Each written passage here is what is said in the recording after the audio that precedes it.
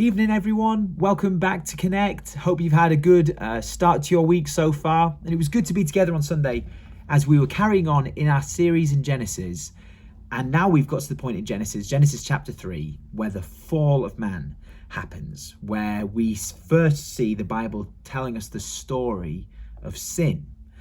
So that was the big topic for Sunday, sin. I think sin is one of those things that, at least in my own life, and I think in probably most of our lives, we don't often fully appreciate just how terrible sin is, how terrible it is that we are sinners.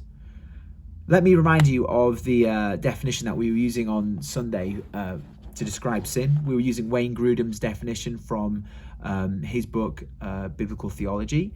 And he said that this is how he defines sin. Sin is any failure to conform to the moral law of God in act, attitude, or nature.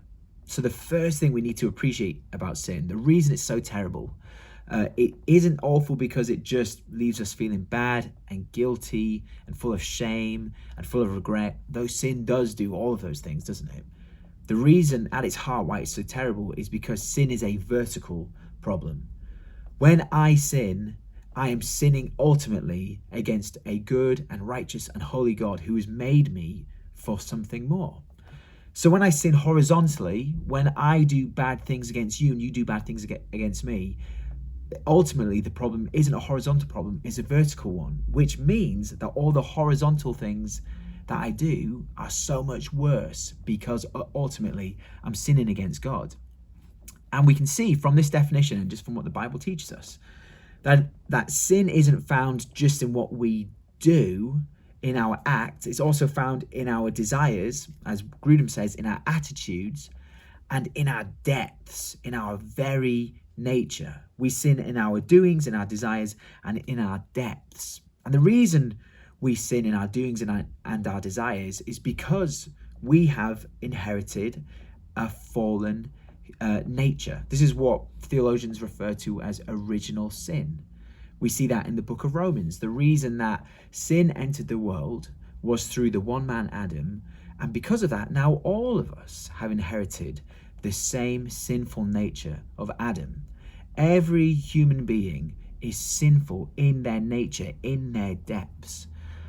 So the message of the Bible when it comes to sin is pretty bad news. But the reason it's helpful for us to look at sin and remember sin, and tonight to kind of have that deeper discussion about sin, is because as we look at the bad news of sin, really what should happen in our hearts is we should be so much more glad and rejoicing in the good news of Jesus. The good news of Jesus is only so good because the bad news of sin is so bad.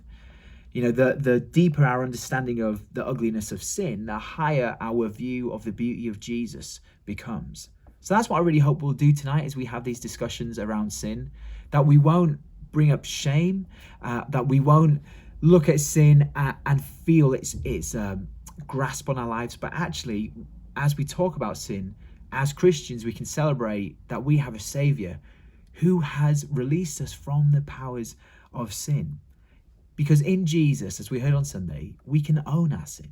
We can own our mistakes. We can bring that to Jesus and confess that. And we can confess sin to one another because we are free from the powers of sin in Jesus. And it's only in Jesus, by his Spirit, that we can now move forward as Christians and day by day be at work at killing sin in our lives. So tonight, as we discuss these things, really encourage you, speak open and honestly, but always remember at the center of this whole conversation, the good news of Jesus. He has overcome sin. And so now we can overcome sin in our lives as well. Hope you have a great study. Look forward to seeing you all on Sunday.